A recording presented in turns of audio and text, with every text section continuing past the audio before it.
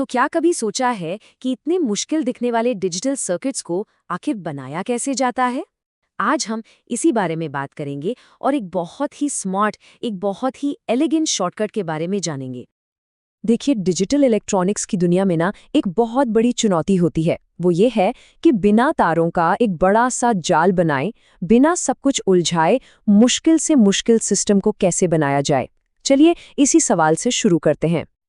देखिए, अगर हम पुराने तरीके से चलें तो हर छोटे मोटे काम के लिए अलग अलग लॉजिक गेट्स लगाने पड़ते हैं।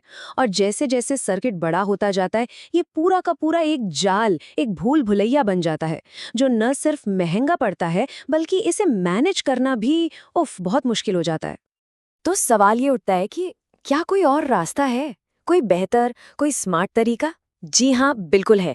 एक ऐसा तरीका है जो सिर्फ बस एक स्मार्ट कंपोनेंट का इस्तेमाल करके इस पूरी उलझन को चुटकियों में सुलझा देता है।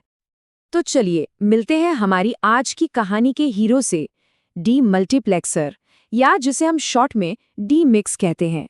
अब ये है क्या? इसे आप एक बहुत ही स्मार्ट डेटा डिस्ट्रीब्यूटर की तरह समझ सकते हैं। इसका काम है जानकारी को लेना और उसे बिल्कुल सही जगह पर पहुंचाना। अब एक डीमक्स के अंदर ना 3 खास हिस्से होते हैं: डेटा इनपुट, सिलेक्ट लाइंस और आउटपुट लाइंस। और ये तीनों मिलकर ही ये तय करते हैं कि जो डेटा आ रहा है उसे आखिर जाना कहाँ है। इसकी जो सिलेक्ट लाइंस है ना, वो बिल्कुल एक पते, एक एड्रेस की तरह काम करती हैं। सोचिए, जैसे हम एक चिट्ठी पर पता लिखते हैं ताकि वो सही घर पहुंचे, ठीक वैसे ही ये लाइंस डेटा को उसके सही आउटपुट तक पहुंचाती हैं। और खास बात यह है कि एक बार में सिर्फ एक ही आउटपुट एक्टिवेट होता है। यहाँ तक तो सब ठीक है, लेकिन असली जादू, असली खेल तो अब शुरू होता है। अब हम देखेंगे कि कैसे ये एक सीधा साधा सा डेटा राउटर एक बहुत ही पावरफुल लॉजिक टूल में बदल जाता है। और इसका राज छिपा है एक बहुत ही छोटी सी लेकिन कमाल की ट्रिक में। वो ट्रिक ये है कि हम इसके डेटा इनपुट को हमेशा के लिए परमानेंटली लॉजिक 1 से जोड़ देते हैं। बस इतना ही। और बस ये एक छोटा सा बदलाव इस डीमक्स को एक मिनटर्म जनरेटर बना देता है। अब ये मिनटर्म क्या चीज़ है? देखिए, आसान भाषा में कहें तो ये इनपुट्स का एक खास कॉम्बिनेशन होता है। तो इस एक ट्रिक से हमारा डीमक्स अब हर मुमकिन लॉजिकल कॉम्बिनेशन बनाने के लिए एकदम तैयार है। तो एक बार ये सिद्धांत समझ में आ गया तो फिर कोई भी लॉजिक फंक्शन बनाना सच में बच्चों का खेल हो जाता है। और इसके लिए हमारे पास एक बहुत ही सीधा सा एक 4 स्टेप का ब्लूप्रिंट है।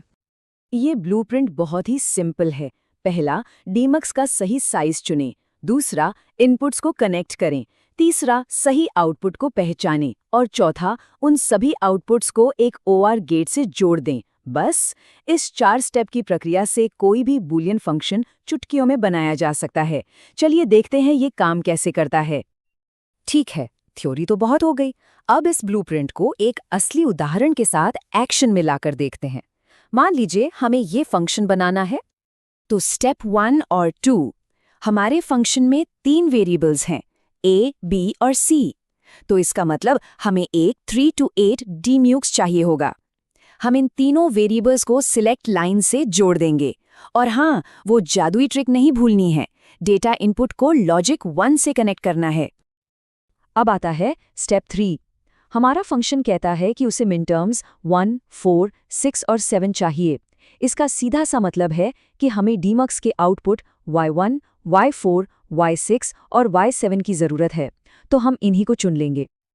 और अब आखिरी स्टेप 4, हम इन सभी चुने हुए आउटपुट्स को यानी Y1, Y4, Y6 और Y7 को एक 4 इनपुट OR गेट में डाल देंगे। और बस हो गया, हमारा फाइनल फंक्शन तैयार है। तो अब सवाल ये है कि इस सब का फ़ायदा क्या है? मतलब ये तरीका इतना बेहतर क्यों है?